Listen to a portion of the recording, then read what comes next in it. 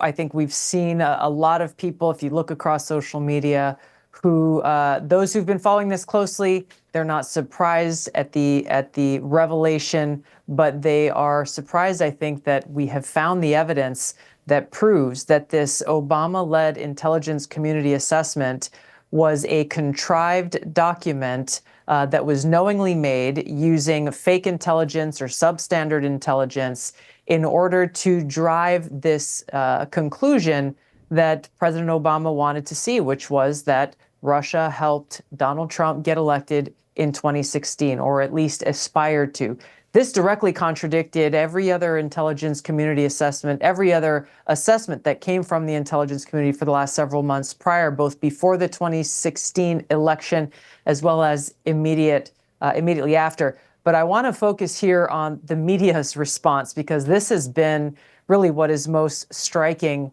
When you look at outlets like the New York Times, the Washington Post, MSNBC, CNN, Politico, you'll see in these outlets either total and complete silence, or those who are choosing to cover it are not actually pointing to the documents and the revelations that were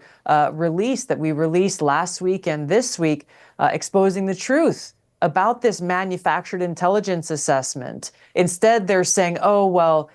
President Obama's office says this is bizarre, or focusing on these other issues that have nothing to do with the core,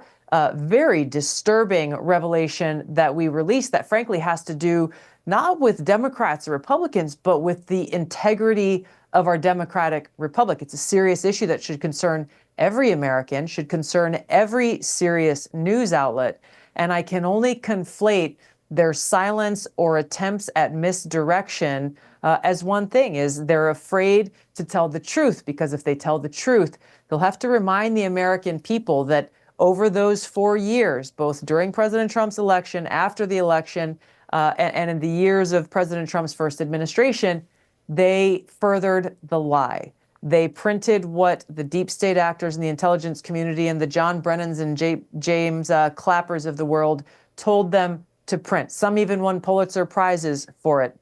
So in order for them to cover this honestly and objectively and simply report the truth that we released in these documents, they would also have to admit their culpability